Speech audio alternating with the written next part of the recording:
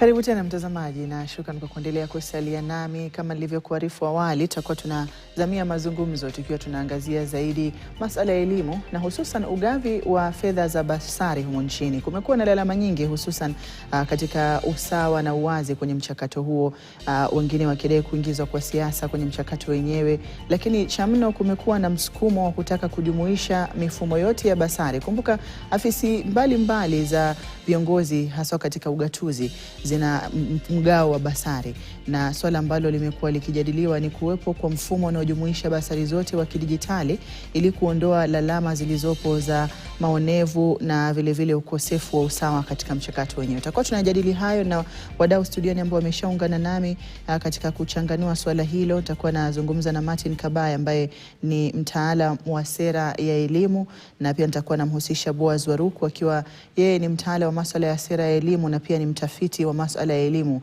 chini ya shirika la Elimu Bora, na pia nitakuwa namshirikisha Cynthia Mideva ambaye yeye pia ni mtaalamu wa elimu na pia ni mwalimu. Tutakuwa tunaangazia hayo ndani muda usiokuwa mrefu, lakini labda ni kuwakaribisha wageni wangu. Karibuni na shukrani kwa kuungana nasi. Na katika masuala ambayo tunaenda kuyajadili ya ugavi wa fedha za basari na msukumo ambao umekuwepo wa kujumuisha fedha za basari katika mfumo mmoja na kuondoa kuwepo kwa mifuko ama mifumo mbalimbali ya basari katika kuondoa yale maonevu. Martin, maoni yako ni yapi kuhusiana na msukumo huo? Nafikiri tumefanya utafiti hivi majuzi na tumeweza kupublish na kuadvise ya kwamba ni vizuri kuleta hizi basaris zote, hizi schemes pamoja, ndio kuweza kuzifikia watu wengi na tuweze kupata efficiency. Sababu zikiwa mingi hivi kuna upotevu wa pesa mingi na fedha mingi na utumizi mbaya wa hizi pesa, especially kwa ugavi. Unapata kuna corruption, pesa zinapotea na hazina vile zinaweza fuatwa ndio ziweze kusaidia watoto. So zikiwa kwa pamoja zitaweza kukua na a better ama mfumo mzuri wa kuweza kuangaliwa na kuweza kusaidia watoto wa Kenya. Boaz, maoni yako ni yapi katika swala la kujumuisha mfumo mmoja wa kidijitali wa basari? Itakuwa suluhu kwa lalama ambazo zimekuwepo?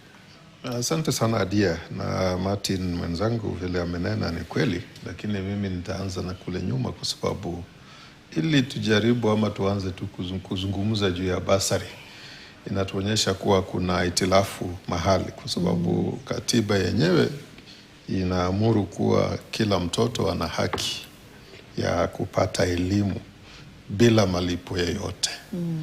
Na kwa sababu sasa hapo kuna kasoro, ndio tunajaribu kutafuta ni kama tunaweza kuwa na hela za kuweka kwa pamoja ndio tuwapatie wale ambao tunasema hawana uwezo. Lakini unajua idadi ya watoto zaidi ya 85 hawana uwezo. So kwa pande moja ni vizuri hizi zote pesa zote ziunganishwe, ziwekwe kwa kikapu kimoja.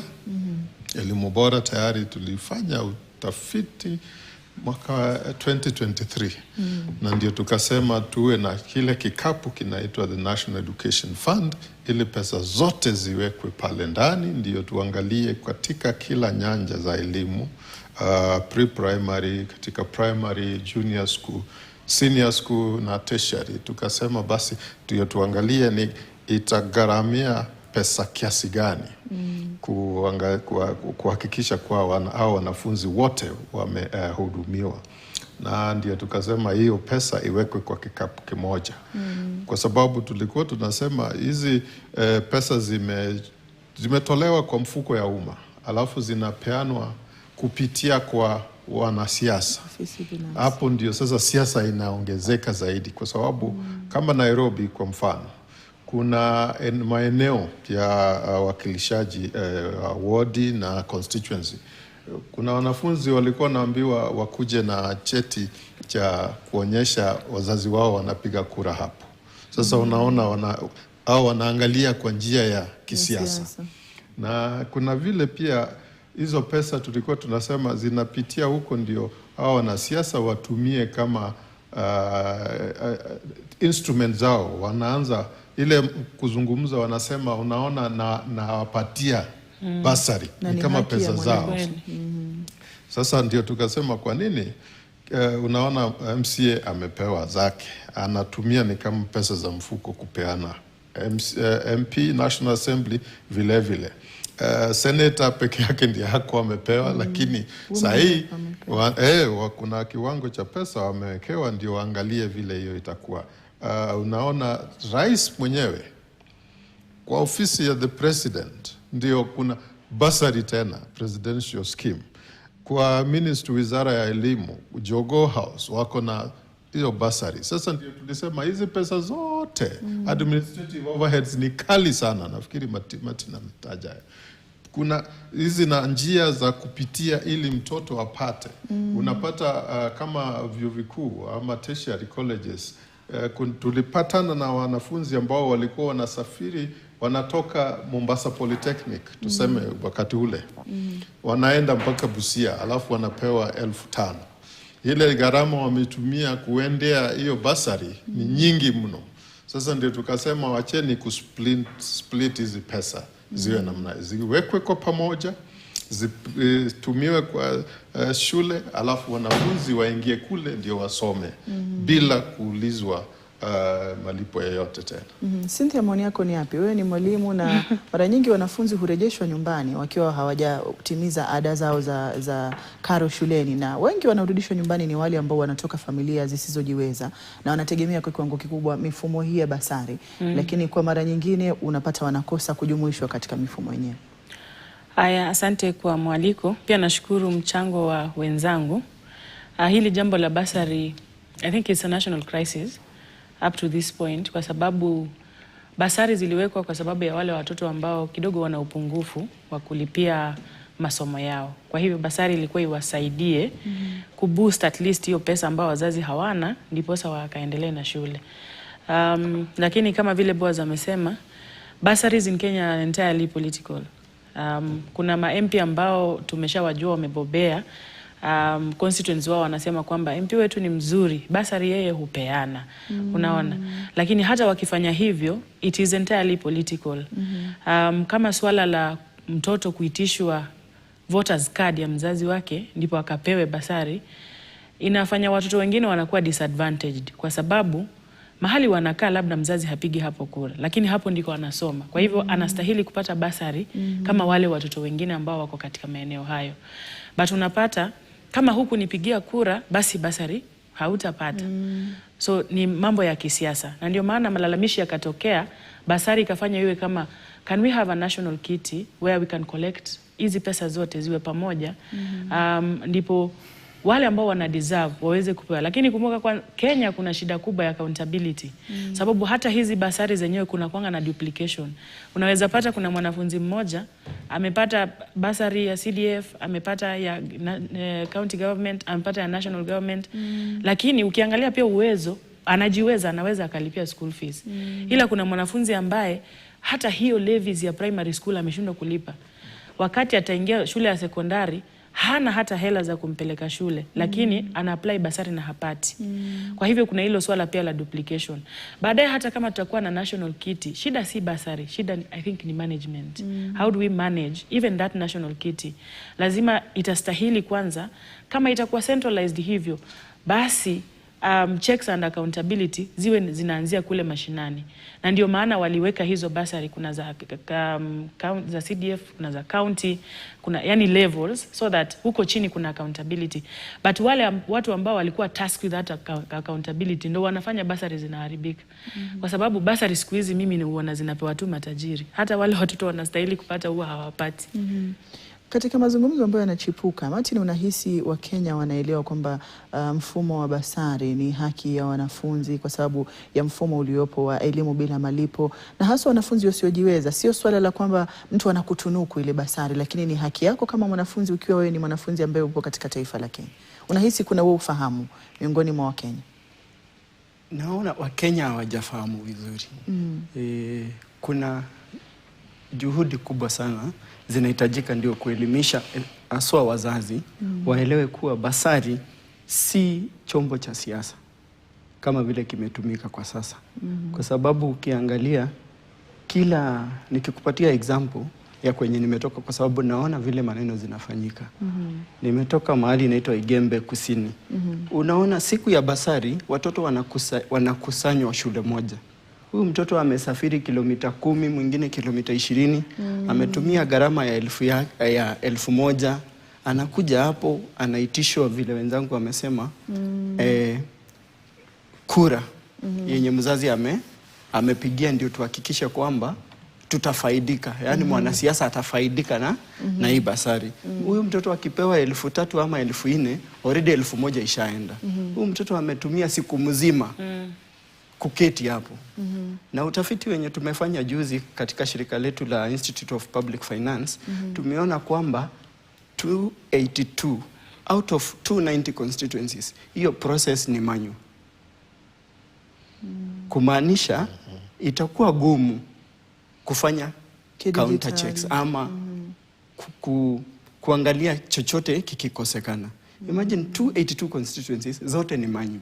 Kumaanisha sasa tuko nyuma sana na vile tunafaa kuweza kusupport watoto. Vile mwenzangu hapa amesema, duplication, ripoti ya mkaguzi wa serikali iliangalia samples 570. Kwa hizi 73%, asilimia 73 ya hawa watoto walikuwa na duplicated bursaries. Na chenye kinahusunisha ni kwamba kwa hawa watoto kuna walipewa zaidi ya pesa ambazo wanafaa kulipa wapi? Shuleni. Kwa sababu mzazi ako connected na bursaries zote. Utapata kuna especially kwa serikali kuna bursaries 3.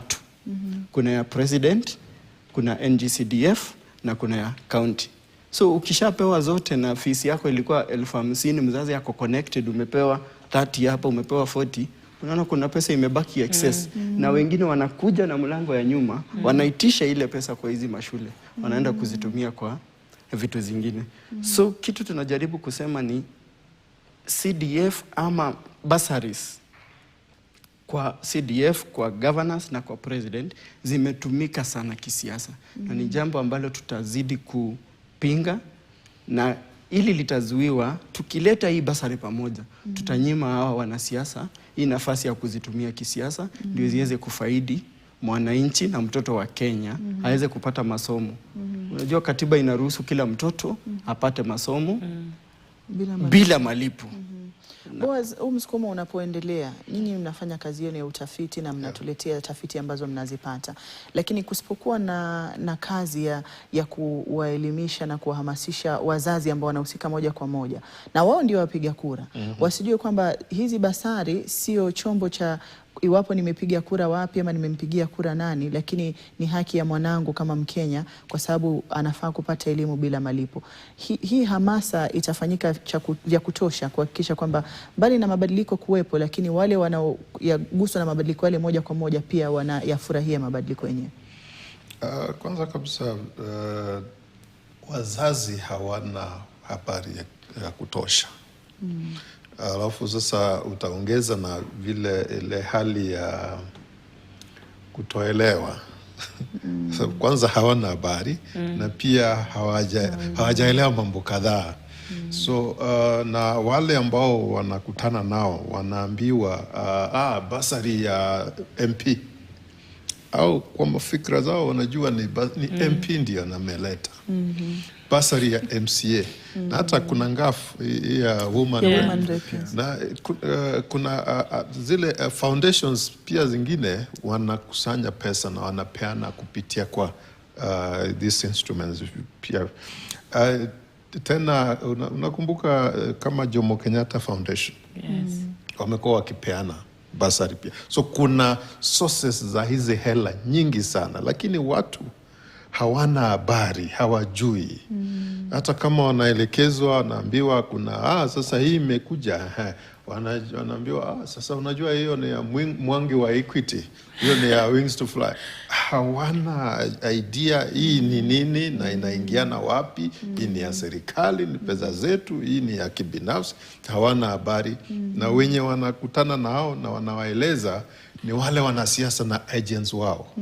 Nia yao ni kuboresha ama kupeana image safi ya huyo kiongozi wao. Ndio hawa watu wajue kwamba mkiendelea kumchagua mtakuwa mnapata hii basari. So hapo kuna wenye hawataki, unajua nasema to rid the country of poverty you need to educate the masses entirely. Kuna wenye hawataki hao masses waelewe. Ndio sababu, kwa sababu kama wewe ni mjinga wataendelea kulia, na hapo ndio watakuwa wanakuambia wamekutengenezea vizuri. Na wacha nitoe mfano tena ingine. Tulikutana nazo wakati wa utafiti. Kamati zote za bursaries utapata wale wamewekwa pale ni the agents wa huyo kiongozi. Na hao watu hata kama wako kwa payroll, watoto wao kama na watoto 5 wote wanapata basari. Na basari yao sio ile 5,000 ya kila mtu wa chini. Kwa mfano kuna constituency au wote wakati tulikuwa tuna high school malipo ilikuwa ni 45,000 au walikuwa wanapata 45,000 kwa hiyo kupitia kwa hiyo NGCDF peke yake. So unaona records na accountability ama wazi ya kuonyesha kuwa hili jambo linafanyika kwa wazi na watu waelewe, hawataki hiyo ionekane. Ndiyo sababu kila mara wakienda, hata wakati wa kampeni unasikia watu wanasimama wakisema mimi nitakuwa napeana basari kwa usawa. Na hawaulizi ama watu hawajamuuliza hiyo basari unapeana ni pesa ya mfuko yako ama pesa ya kutoka kwa mfuko ya umma. So hapo I think elimu ya umma inatakikana zaidi sana. Na vile vile baada ya kupeana ile orodha ilikuwa inatakikana iandikwe, kama ni NGCDF hiyo orodha iwekwe. Ndio kila mtu, hata ukienda pale utaona ni mtoto fulani, na huyo mtoto kama hana wazazi ama wazazi wako utaona. Kama ni wa chief ndio utasema kwa nini mtoto wa chief amepewa 40,000. Nasema hivi kwa sababu tulifanya tunakili tukaona. Na huyo ako na mshahara. So hiyo hawataki kuwa na wazi. Kwa sababu wakiwa na wazi mambo aina hiyo haitakuwa inaendelea. Tukiangalia historia ya mifumo ya basari, imeanza mwaka wa kifedha mwaka 1993-64 na ikaendelea kuboreshwa mpaka kufikia kwenye magatuzi na pia kupata katika ofisi ya rais kuwepo na mfumo huo wa basari. Tumefeli vipi? Kwa sababu mwaka 1993 mpaka sasa na hatujafahamu kwamba basari ni haki ya haswa kwa wale wanafunzi wasiojiweza. Na sijui kama ni njia ya kimakusudi, kwa sababu kama mnavyosema wanasiasa wanaonekana kufaidi zaidi na kutokuwa na ufahamu kwa wananchi wa Kenya kuhusiana na uhalisi ama uhalisia wa hizi basari. Maoni yako ni yapi Cindy? Tumefeli tu na tutaendelea tu kufeli kwa sababu sisemi wa Kenya pekee, lakini kuna vile wa Kenya wao wameinamia wanasiasa. Kwa hivyo kila kitu anachosema mwanasiasa hata kama anakudhulumu hamna shida. Na hawa wanasiasa ikumbuke kwamba ni sisi huwa tunawapigia kura. Kwa hivyo they need us more than we need them. Because ndio wewe uwe MP, lazima kura yangu kuna mahali itatumika. Lakini baadaye wakishapata, alafu there is another problem because kuna vile tumefanya politics to be very expensive. Sasa wanasiasa wanapotumia pesa mingi sana kupata kiti, watakapofika pale anatafuta njia zote badala zile zitamsaidia kurudisha pesa zake. Sasa anajua hiyo kiti na pesa. National Government CDF has money. But anajua sitawapa kwa sababu pesa zangu nilitumia kuwapa ndio mnipigie kura. So it's some sort of a reward system. Yeah, this money I can decide naweza wapa ama nikatae kuwapa. And there's nothing you'll do about it. Inasikitisha sana. Mimi nilisoma na Wings to Fly. Na wakati Wings to Fly ilianza, it was very efficient in a way. Watoto wale walistahili kupata hiyo scholarship walikuwa wanaipata. Walipoingia wanasiasa ndani ya hiyo Wings to Fly, sasa hizi unashindwa hata mtoto wa governor anasomeshwa na scholarship. Hata mtoto wa mwalimu mkuu wa shule. Lakini ukifanya utafiti uone, nimeshawahi fanya hizo scholarships za kutafuta watoto. Unapata wale wali-apply hizo scholarships, sijui ni forms huwa zinaangaliwa tu zinaonekana huyu ni mtoto wa maskini, zinarushwa. Yani because ni kama tuna reward. We are rewarding rich people and denying the poor people an opportunity to be educated. Na vile alivyosema, when the masses are adequately educated, kuna venye hautawashinda. Lakini nafikiri the goal is to mbaki hapo chini, just remain there. You remain there. Kaeni hapo na watoto wenu hata wasisome, hata wasiende shule. Their children right now have not joined grade 10. Lakini kuna bursary zinaendelea. Yet education is a right. Ni right yao. Wanastahili wawe shuleni. Kwa nini hawajaenda shuleni? Haya, kuna mtoto, wakati nilikuwa hapa mara mwisho nilikwambia kuna mtoto ambaye alikuwa anataka kujoin grade 10, amepita vizuri, anatoka constituency. Lakini wakati tulifikia MP, atusaidie kupeleka huyu mtoto shule, alituambia yeye hawezi toa mtoto constituency yake, apeleke kwa constituency ya mtu mwingine. But the boy had been called to a national school.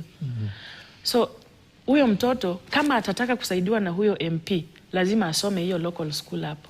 Ndio MP akija kila mara anajipiga kifua.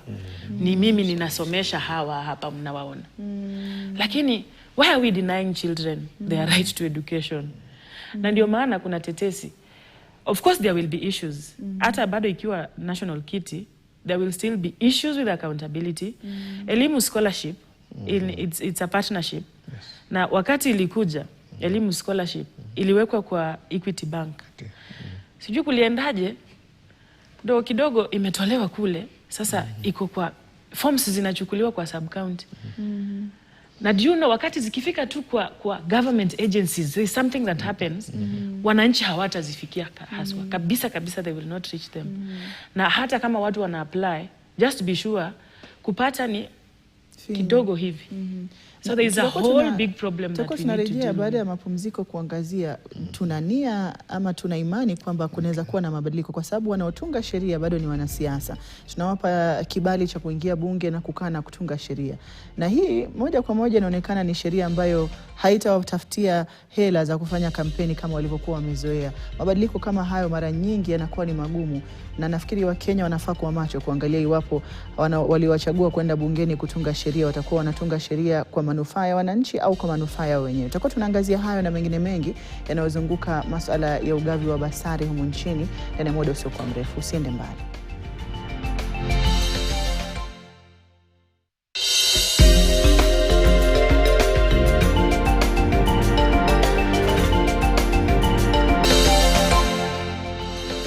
Karibu tena na shukrani kwa kuendelea kusalia nami katika mazungumzo ambayo tunaendeleza studioni, tukiangazia ugavi wa fedha za basari humu nchini na lalama ambazo zimekuwepo kwa miaka na mikaka kuhusiana na kuingizwa kwa siasa ndani ya ugavi huu. Na inaonekana kama walivyochanganua washikadau katika studio, wa Kenya wengi hawafahamu kwamba basari nyingi zinazotoka katika mifumo ya serikali ni haki zao na hawafai kuwa wanapewa kama tunu ya kisiasa. Lakini ukiangazia hayo na pendekezo ambalo lipo la kuweka mfumo mmoja wa basari nchini, na iwapo ni swala ambalo huenda likawa linafanikiwa au la, tuendelea kumshirikisha Martin Kabaya ambaye yeye ni mtaalamu wa masuala ya sera ya elimu, na pia namhusisha Boaz Waruku ambaye ni mtafiti wa masuala ya elimu chini ya shirika la elimu bora, na pia namshirikisha Cynthia Mideva ambaye ni mtaalamu wa masuala ya elimu na pia ni mwalimu. Karibuni kwenye awamu ya pili. Asante. Tukiendelea kuangazia masuala ya ugavi wa basari, fedha zenyewe ambazo zinatolewa kwa ufadhili wa masomo, yani capitation, zimekuwa pia na changamoto zake. Na labda huenda changamoto hizi zimeacha pengo ambalo linasalia kuacha wanafunzi kutapatapa katika kukidhi lile pengo la ada ambalo lipo kwa mujibu wa kutoweza kugharamia zile gharama za masomo kwa jumla. Fedha zinazotolewa kwa ufadhili wa elimu, Martin, zinatosha? Kwa sababu tunaona zimekuwa zikichelewa, kuna madeni ya miaka na mikaka, na kila wakati wanafunzi wanapoanza muhula, fedha zinazotolewa hazikidhi madeni ambayo yamekuwepo. Ukiangalia pesa zenye zinatolewa kwa capitation, mara nyingi hazitolewi zote. Zinatolewa around 80%, 75%, 85%.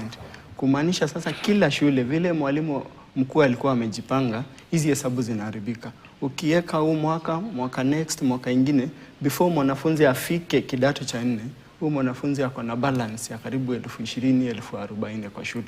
Na hiyo deni inakuamiza shughuli mingi za pale shule. Unapata wafanyikazi wa shule hawalipwi. Huyo mtoto akimaliza shule zingine zinakatalia ile certificate hadi aende wapi atafute hiyo pesa. Ukiangalia mwaka wenye tuko wa kiserikali 25-26 capitation ilikuwa inahitajika ya 131 billion, lakini serikali imeweza kupeana 85.1 billion. Ukiangalia unaona kuna deficit ya 46 billion. Ukiangalia mwaka wenye tunaenda saa hii wenye umepigiwa hesabu bado kuna 5.1 billion ya pesa zenye haziko bado na zinahitajika kwa hii capitation. Lakini nikikurudisha nyuma hapa kidogo, ripoti zenye tumepata kwa mkaguzi wa hesabu za serikali, utapata mwaka wa 23-24 bursaries zote zilipeanwa na president, zikapeanwa na counties, zikapeanwa na CDF, ziliweza kukua around 26.5 billion. So ukiangalia hii 26.5 billion na tukiangalia mwaka wenye tuko na deficit ya 46 billion, tukiileta hapo kwa capitation, tuhakikishe haipotelei kwenye tumeona inapotelea, unaona tutakuwa na deficit kidogo ya karibu 20 billion. Na tukipeleka next year tutakuwa na surplus kwa sababu bilioni 5 na bilioni 25 bado unaona surplus, tutakuwa na ziada ya bilioni 20. So langu ni kusisitiza kuwa bursaries hazitusaidii vile ziko sahihi, kwa sababu ni cash cows. Sijui tutazitaje kwa Kiswahili. ni cash cows ya wanasiasa. Ndio wanatumia kutembea kila mahali, kuishi maisha wanaishi, kwa sababu nimepitia hizo ripoti za mkaguzi wa serikali. Nimeona wastage. Nitakupatia example moja ama mbili hapa.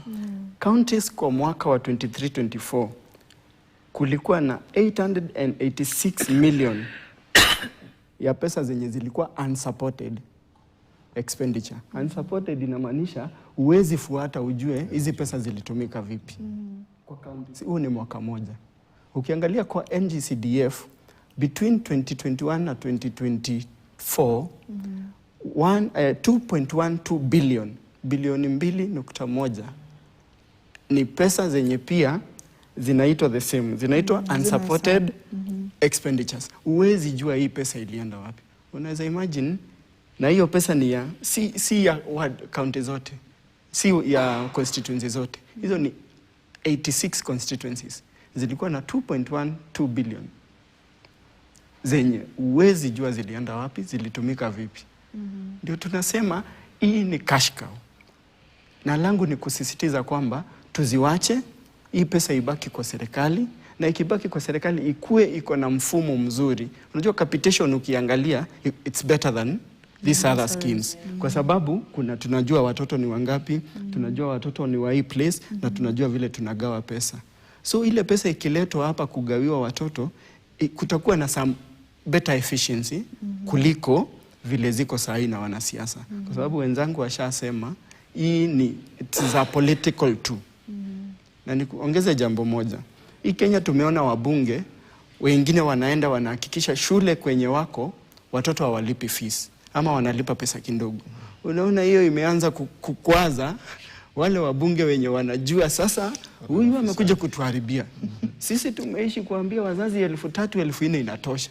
Mwingine hapa amekuja amewalipia 15,000, amewapatia chakula shuleni, anaturenda jobless.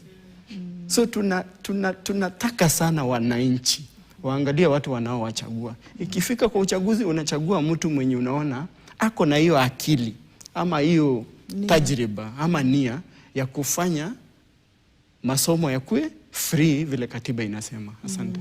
Boaz, maoni yako ni Hadia, kuna nia na kuna uwezo, lakini hiyo nia lazima ianze kule juu kwa rais. Kama nia kwa maoni yangu the political will, akicrack the whip kila kitu itanyoroshwa vilivyo. Kwa sababu uwezo tunaye, pesa iko ya kutosha.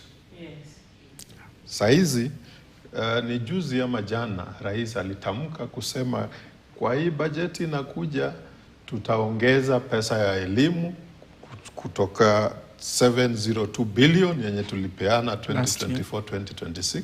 Mlisikia? Akasema itakuwa 760, minimum ya 760 billion kwa elimu.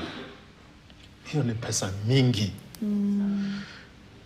Kama hawajaziba zile tuseme mianya zile zenye watu wanatumia kupora hizi hela, basi hata wakiongeza kiasi gani zitapotea, kwa sababu vile Cynthia amesema, mwalimu Cynthia amesema, wale wanapokea za kwanza ni ghost schools. Ghost schools wenye wako na account na wako na signatories. Unajua hao ni ghost kali. I think utafiti ile tutafanya next ni who are the ghosts in Kenya, kwa sababu they are very efficient. Pesa wanapokea na inaenda na hawezi kutafutwa na kuletwa warudishe hizo pesa. So kwa sababu hizo tuseme elimu atapeana 760 billion. Rais alitamka jana. Lakini sisi kama elimu bora tumekuwa tukiangazia zile Treasury alikuwa ameweka estimates. Hawakuwa wameweka hizo 760. Sasa hiyo ni kama tamko vile ametamka huko, basi pengine itaongezwa. Zikiongezwa pia bado hela zile zinaenda kwa njia zingine. Hizo hela ni kubwa mno, sio chini ya 100 billion kwa kila financial year. Zenye zinaenda kwa hizo wanasema bursaries, zingine wanasema ni zinatumiwa kwa infrastructure kupitia NGCDF. By the way, NGCDF, kwa sababu hiyo ndio tunaweka kama mfano, kila constituency wakati huu yule anapata pesa ya chini zaidi ni 150 million kwa mwaka. Lakini 40% ya hiyo inaenda kwa bursary. Alafu kuna kitengo, kuna kiwango wameambiwa watumie kwa infrastructure. So hizo ni pesa nyingi zenye zinafaa ziingie kwa education. So kwa sababu za hizo pesa zote tukikusanyika, unapata tutakuwa na karibu bilioni 900.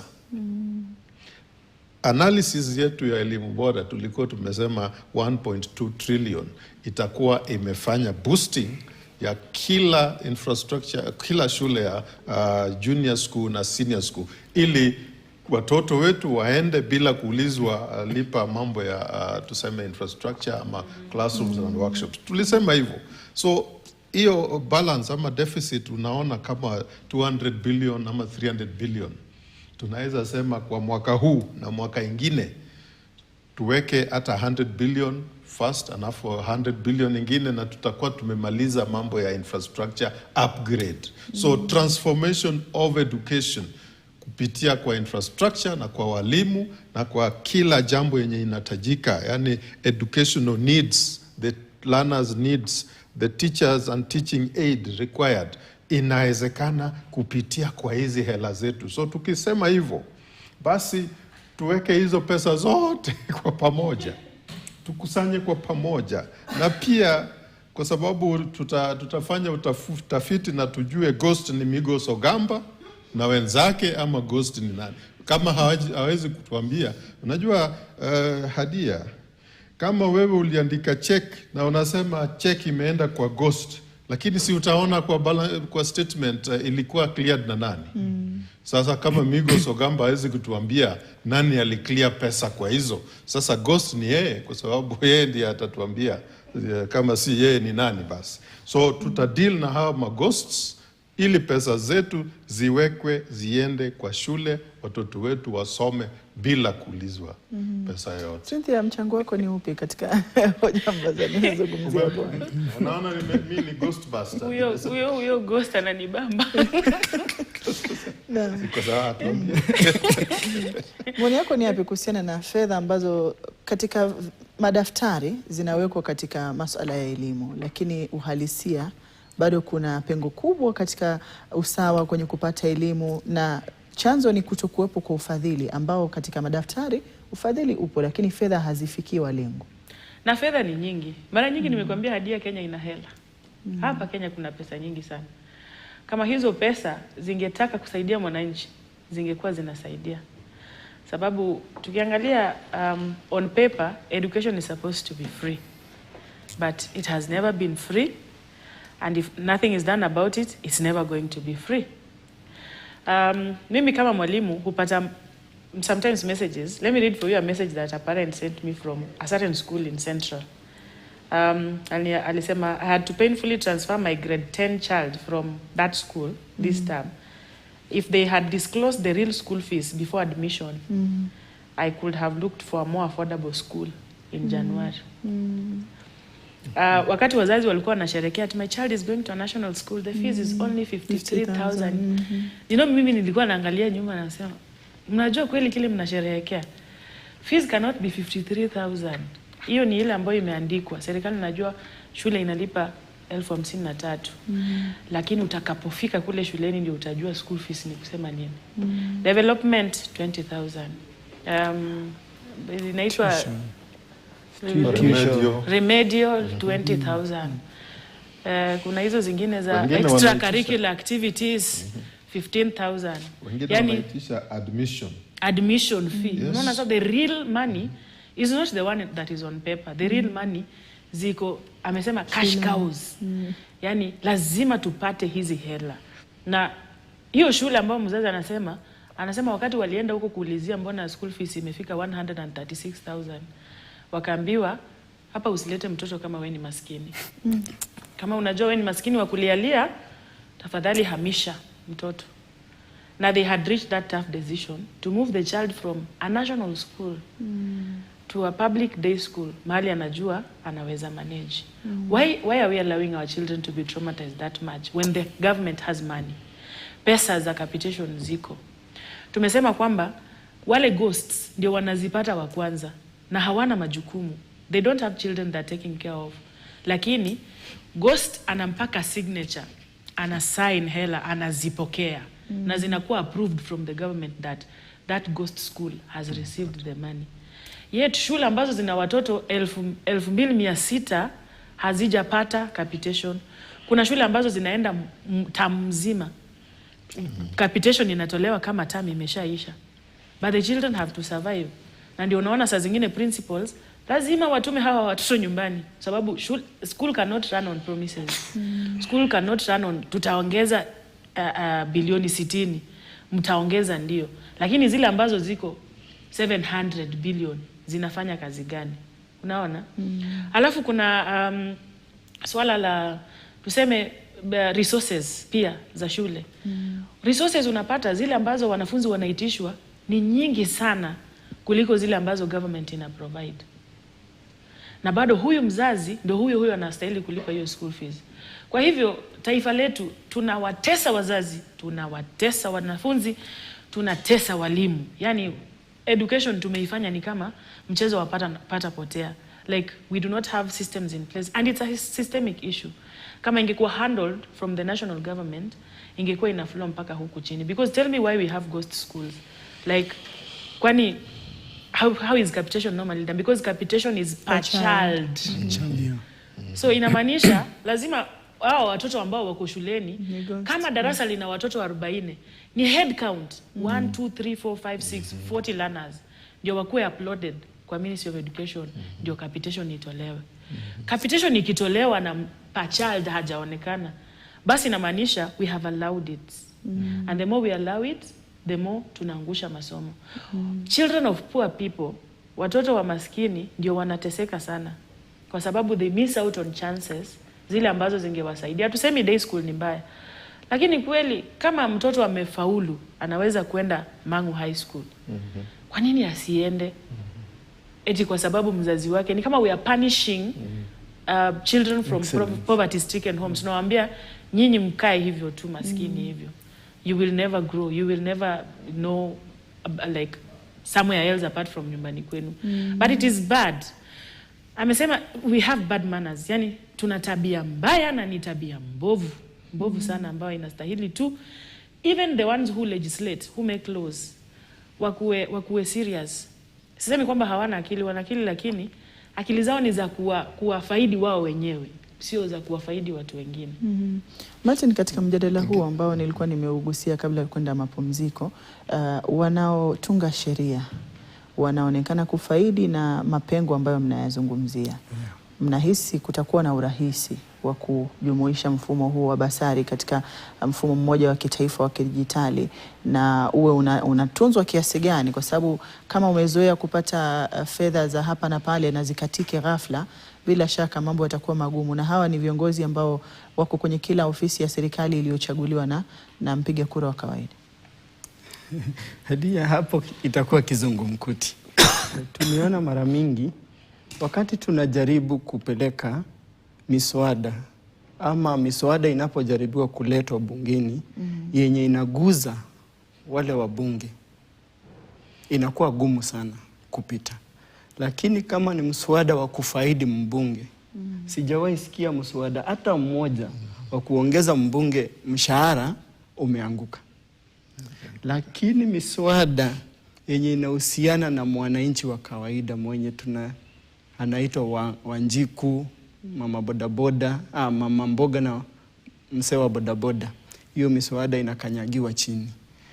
Itakuwa unless muujiza ifanyike, wale MPs, sijui kama kuna watu wanaomba hapa, wawaombee huo moyo ama hizo roho wako nazo ziweze kugeuka, ndio tuweze kufaidi watu wetu, kwa sababu we are in a serious need of change.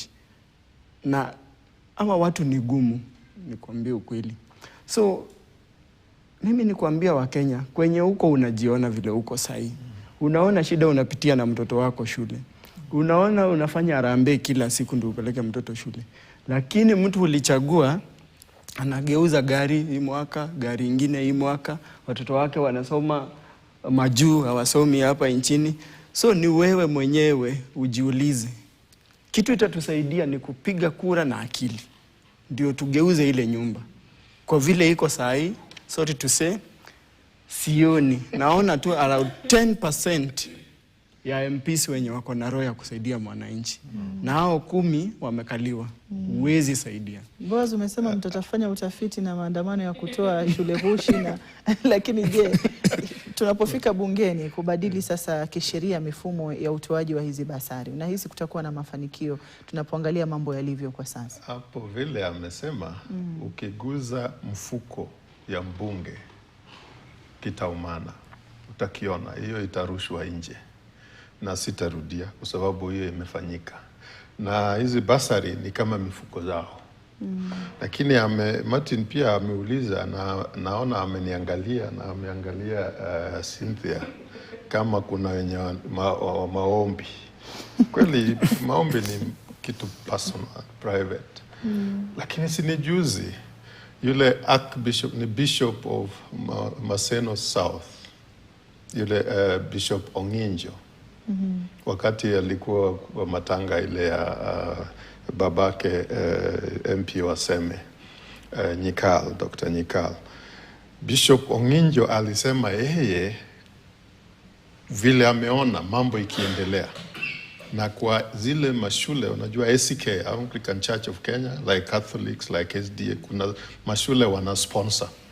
Wamesema ameona vile transfers zinafanywa na TSC na walimu wanaitishwa pesa hongo. Akasema kuna primary school moja mwalimu alilipa 1,000,000 ndio ahamishwe pale. Hiyo iko kwa, si uliona kwa runinga, ililetwa live, mimi nikaenda kufuatilia tena.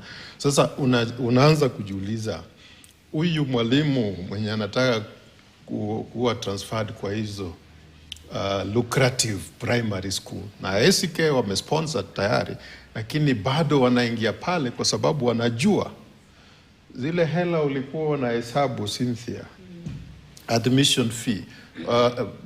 Nakumbuka hiyo eneo mahali alikuwa naguzia wakati tulifanya illegal levies survey.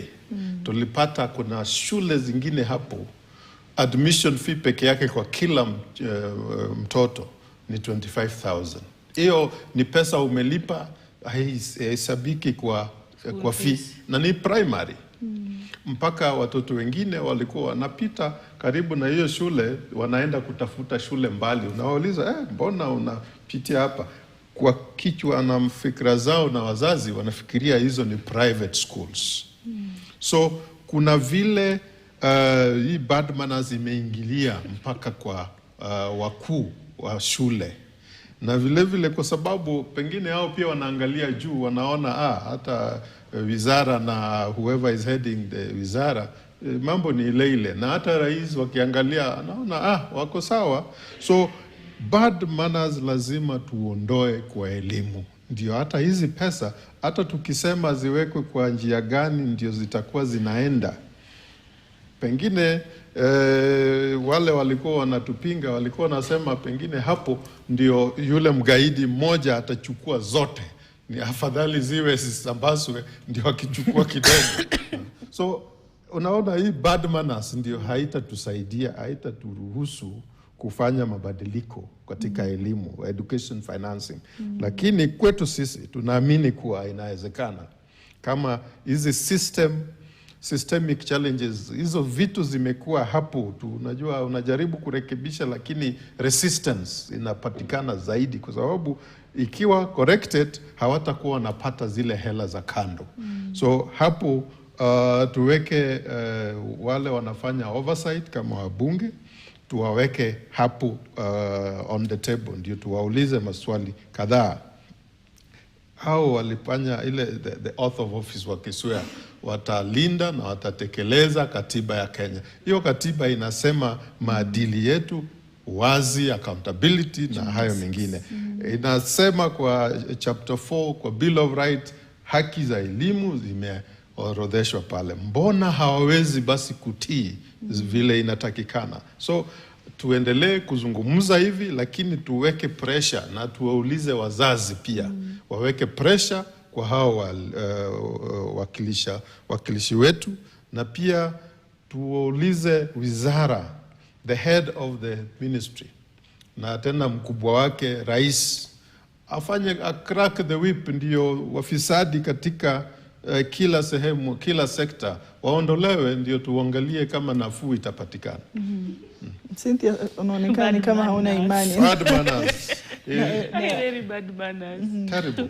Maoni yako ni yapi kuhusiana na nia ya kuondoa bad manners katika afisi ambazo mnazizungumzia? Yaani mwalimu analipa milioni. Niliona pia mimi na nikasema kweli. Lakini unajua mwalimu katika akili zake amepiga hesabu. Anajua hata nikitoa hii milioni moja, shule ambao ninaenda itanirudishia hiyo milioni moja within a certain period of time. Na from there sasa itakuwa ni profit after profit after profit. So kuna uwezekano amepiga hizo hesabu zake. Lakini pia TSC kuna mahali pia inatuangusha. Because hata hiring of teachers imekuwa very expensive. Mwalimu analipia 300,000, 300,000, 500, imefika 500. Yani so that you are hired as a teacher. Tell me why you won't ask for 25,000 for admission. Ilhali umeshalipia the highest cost. Sasa ndio maana tuna wanyama katika shule. People no longer care. Yani uje umevaa suruali imeraruka, wakati nitahitaji pesa za mitihani, bro, utaenda kuleta. Na kuna watoto wanaambia walimu, kusema ukweli hata nikienda nyumbani sitarudi nazo sababu najua mzazi wangu hana. Lakini wewe nenda tu. Wa hiyo shule waliambiwa kwamba hapa hakuna kulialia. In fact there are schools that parents day, hata wazazi wakiitwa shuleni hakuna ku raise issues. Wewe ukianza kufungua mdomo hapo ukiongea unaambiwa nyamaza, unanyamazishwa na wale makatels wako pale ndani. Sababu unajua hiyo pesa inafuata chain. Yani watu wanagawana hiyo pesa. But ni bad manners ambayo systemically isipobadilishwa tuna shida sana kama taifa. Kwa sababu kuna issue ya school uniforms. Wamekuwa wakiuza uniforms very expensive na unaambiwa mahali utazinunua. Kama si duka ya shule basi utaambiwa uniforms zote zinachukuliwa hapa shuleni. Kwa hivyo una school fees ya kulipia mtoto wako wa grade 10, lakini uniform peke yake ni 25,000. Na bila hiyo uniform mtoto hata soma. Wizara inasema suluhisho ni tutoe uniform, watoto wavae jeans wakienda shuleni. Is that the solution? That's not the solution. We can crack the whip. Na tuseme kwamba school uniforms are subsidized. Na wajue zitakuwa zinatolewa wapi. Kama uniform ya shule fulani ninaijua, basi naweza nunua mahali popote, si lazima ninunue kwenye shule. Asante Cynthia, tutakuwa tunarejea pia kwa awamu nyingine katika kupata muda wa kuzungumzia zaidi kuhusiana na masuala hayo, lakini kwa sababu ya muda sasa hivi napata fursa ya kuingia madukani. Usiondoke ulipo.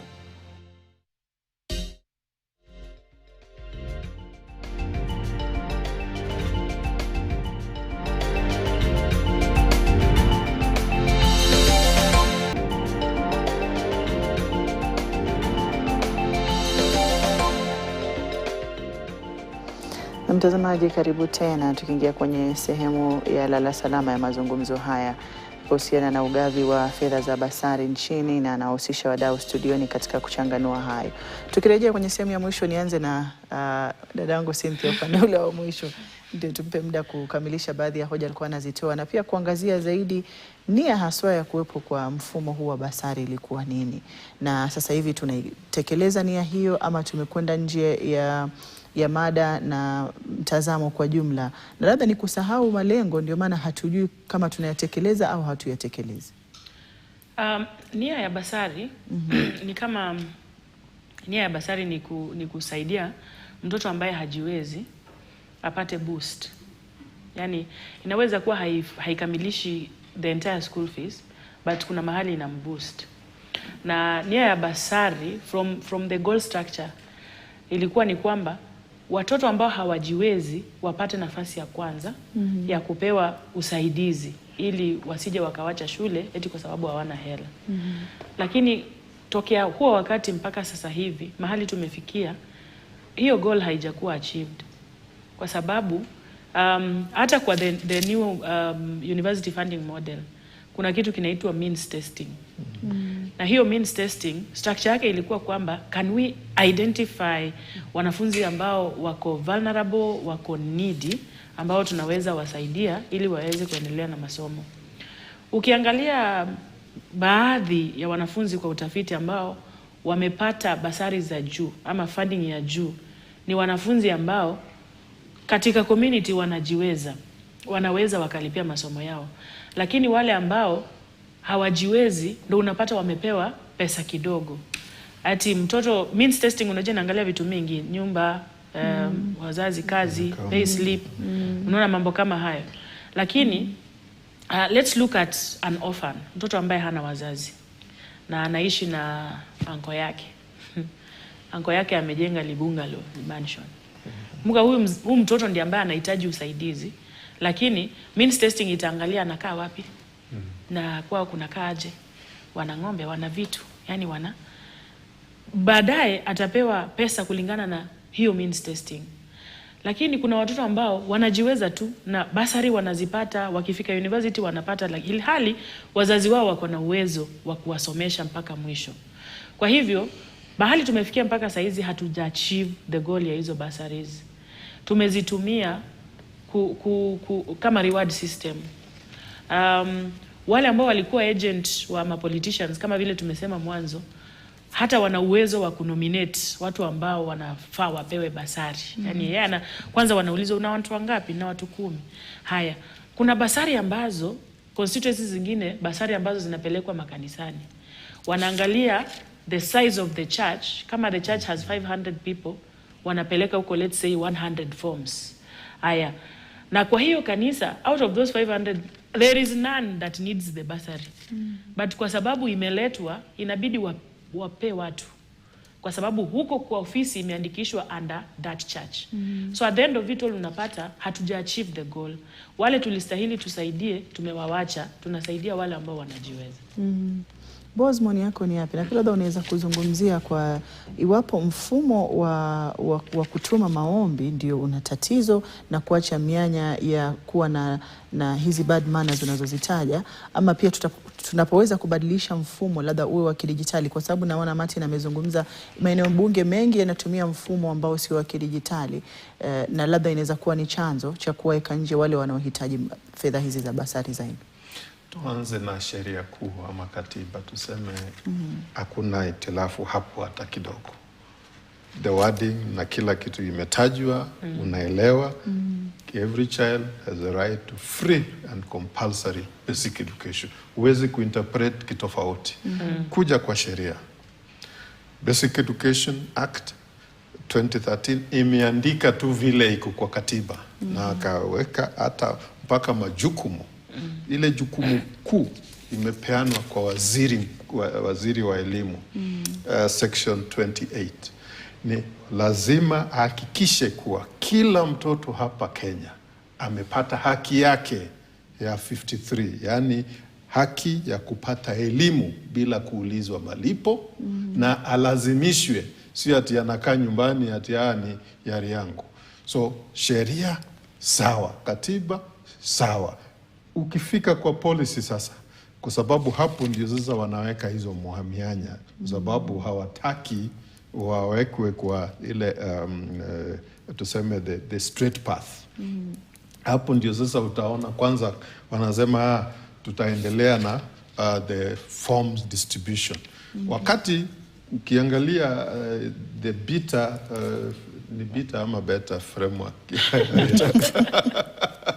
si beta inaitwa beta ama, kwa sababu beta BETA inategemea vile unasoma, inaweza kuwa beta. Lakini wanasema ni watakuwa wanatumia digitali teknolojia ya kisasa. Na wakasema hata kila shule, kila kiwango watawezeshwa ili kila jambo inawekwa kwa wazi, kwa sababu ukifanya digital ni rahisi sana kutrace. Unaweza sema hii vile ilikuwa inakimbia, the foot trails utaona kwa haraka. So hapo ndio bado wamekwamilia sisi tutapeana makaratasi, kwa sababu wakati makaratasi, unajua wakati napeanwa watu watasema si nilileta makaratasi ya basari. Kama wewe hauko apply usilete kelele, si unaona? Kwa sababu ilionekana. Ni hapo ndio changamoto inaanzia, kwa sababu hakuna mwenye anataka kila kitu ziwekwe kwa sawa. Na mwishowe kila mtoto mwenye anahitaji atimizwe vile inatakikana. Na mwishowe ukifika sasa kwa shule, unaona wazazi ama walimu wameachwa vile wameachwa. Pesa za capitation ama zile usaidizi kutoka kwa serikali zinafika kama chache sana, kidogo sana, lakini vile vile inafika kama imechelewa. So wanatafuta njia zingine, njia mbadala ya kuhakikisha wamepata hela kuendesha shule. Hapo ndio sasa, kwa sababu serikali hawajaleta pesa, hao ndio wataanza kusema leteni hizi, leteni na hizi, na mwishowe mtoto ndio anaumia. Mtoto akiumia, wazazi anaumia. Hiyo tukiboresha kuanzia policy, tukienda chini na utekelezaji, hapo ndio naona kazi mingi inafaa iangaliwe. Na mwishowe, kwa sababu unasema ni kama tukimaliza na hii, angalia vile shule za municipalities na city za Nairobi hapo awali kitambo zilikuwa mpaka karibu the public schools ndio wanafunzi wengi walikuwa wanataka kufika. Hata school bus, public transport, wanafunzi walikuwa wanaingia kwa Kenya bus bila kulipa. Wanaenda kama wewe unatoka Huruma, unaenda wapi, unaenda unapata nafasi, lakini hizo zimeharibika. So kuna interlinkages za elimu na transport. Kuna interlinkages za elimu na malezi, mambo ya food ama meals kwa shule. So hizi zote zikikusanyikwa ziwekwe kwa the implementation plan. Hiyo ndio kazi kuu Waziri Ogamba angefaa anafuatilia na Bitok, na waachane na siasa. Hii mambo ya kila weekend ni madelegates tu kwao ndio waonekane ndio wanabebea, wanataka kuwa magovernors na nini. Hapana, waachane na hiyo, watuhudumie ndio watoto wetu waende shuleni wasome. These kids, if we lose them now, the future is not certain. Martin, maoni yako ni yapi kuhusiana na masuala ya sera? Boaz anazungumzia sheria tunazo nyingi. Nafikiri pia tunasifika kwenye ukanda huu kwamba tuna sheria na sera nzuri. Katika masuala ya utekelezaji na haswa katika utafiti ulikuwa unaozungumzia wa mfumo wa kutuma maombi kwa ajili ya pesa za basari, unaonekana kuwa labda na mianya ipi ambayo tunaweza kuiboresha kuondoa baadhi ya lalama ambazo zipo? Asante sana Hadija. Ukiangalia mfumo wenye tuko nao sahi wa basari, especially basari za NGCDF, unaona kwamba number 1 nilisema kati ya constituency 282 ziko analog ama hazifanyi vitu kidijitali. Hiyo ni kumaanisha unaweza kuwa ulipatiana fomu yako ikaenda ikachinjiwa ama ikakuwa haiwezi hata patikana. Huyo mtoto mwenye alikuwa in need atakosa basari, ataambiwa fomu yako haikufanya nini, haikupatikana. Lakini kama rekodi ilichukuliwa kidijitali, hii rekodi haiwezi potea. So we need to streamline that fast. Vile hawa watoto wana apply hizi basaries. Lakini mimi si yuko hapo sana Hadija. Mimi niko kwa hizi basaries ziondolewe. Na zikiondolewa watoto waweze kupata elimu for free. Kama vile mwenzangu amesema, ni haki ya kila mtoto kupewa hii masomo. But ukiangalia sahi kama basaries, kama hiyo nakwambia mwaka wa 24-25, between 21-22 na 24-25, 722 million zilikuwa unpresented check. Hizo cheki zilienda wapi? Milioni 722 unpresented zimeenda wapi? The same period unapata milioni 14 stale check. Mtoto wako in need mahali, cheki iko stale, iko mahali. Kumaanisha haiku imeandikiwa mtu yeyote. Unakuja tena unapata CDF bado, mtoto basari imepeanwa. Lakini kwa ile fomu haina jina. Ile fomu haina admission number. Hiyo pesa kuna mtu atakuja kuiclaim. Hiyo pesa inakuliwa hivyo. So kuna mbinu mingi sana zinatumika hapa katikati kuweza waste pesa yenye ingesaidia watoto, yenye ingenufaisha nchi yetu. So kitu yenye mimi ningesema ni wakati tunafaa kusimama imara kama watu wenye wamepewa responsibility. Sio mimi haswa, wenye wamepewa responsibility na Wakenya ya kuwaongoza. Tuseme kila Mkenya apate haki yake. Tutoe hii pesa ya basari, tuweke yote hapa kwa capitation. Unajua kitu tumediscuss hapa ni eti basari imetumika kisiasa sana Kenya. Na hiyo ndio kitu tunajaribu kuondokea. Mbunge akienda parliament, akienda ashindwe legislation, alale kwa parliament, oversight ikikuja haezi fanya kitu, representation haezi fanya kitu, anakimbilia the fourth wheel yenye ni basari, ndio aweze kuonekana na watu wake anafanya nini, anafanya kazi. So langu ni kusema hii pesa ikusanywe yote pamoja. Kama haiwezi basi tukue na digitized form of issuing bursaries. Na kwa kumalizia kwa sababu ya muda, kwa dakika moja alafu tumpatie Boaz moja na Cynthia moja. Zungumza na mwananchi, kwa sababu hapo ndio tumeona kuna tatizo la kustokuwa na ufahamu. Na hata hoja hii inapoanza kujengeka, tutakaposikia wanasiasa watakuwa wanawaambia wananchi kwamba wanataka kutoa basari. Mmeona tumewasaidia katika nafikiri tumeanza kuona picha hiyo na jinsi ambavyo majukwaa ya kisiasa yatakuwa yanaendeshwa, kwa sababu wao wanajua umuhimu wa zile fedha zinawafaidishaje. Ukizungumza na wananchi wa kawaida ambaye hana ufahamu, ili awe tayari na mazungumzo haya atakapochipuka, ajue haki yake iko wapi. Kwa dakika moja alafu tumpatie Boaz na Cynthia watamatisha. Kwa mwananchi wa Kenya, especially kwanza wacha niongeleshe mwananchi wa Igembe South kwenye nimetoka. Ile basari tunapewa ni haki yetu. Na katiba imekulinda. Na hakuna siku kama unalipa tax kwa hii nchi, ufadhili wa masomo utakosekana. So tukue macho sana. Wakati tunaona wanasiasa wakikimbia kila mahali kutuambia basari imeondolewa kwangu, inataka kutumika vibaya, tujue tunawang'oa ile nimeita cash cow, na tujue hii pesa inaenda kutumika vizuri. So tukue very vigilant na tuweze kuchanuka. Tumesumbuka ya kutosha kama wananchi, sababu ile kukusanya watoto kila siku, kukusumbua wazazi, IDs na nini, hizo photocopy zote ni vitu zimepitwa na wakati. Tunafaa kukua digitalized, hii pesa iwekwe mahali moja, vile ya capitation inakujanga kama mzazi ajui, hiyo basari yote iingie, mtoto akae shule. Boaz, maoni yako kwa dakika moja. Section 28 yenye nilikuwa nimetaja, naomba nisome ndio Wakenya wasikie. The Cabinet Secretary shall implement the right of every child to free and compulsory basic education. Nirudie.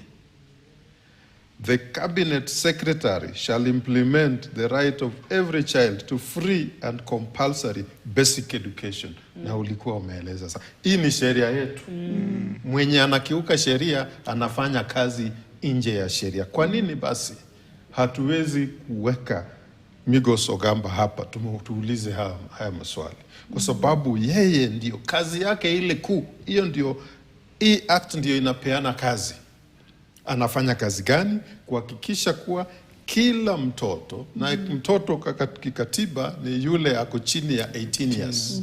Na kwa Basic Education Act, Basic Education ni inaanzia pre-primary hadi grade 12 ama form 4. Kwa nini basi bado tunateseka hapa? Na sheria imeundwa inaonyesha hivi. Pili, wakati tunapokea pesa, nilikuwa nimesahau, World Bank loan ilipeanwa ili grade 10 students waingie kwa shule. Hizo pesa zilienda wapi? Na watoto wengine bado wako nyumbani.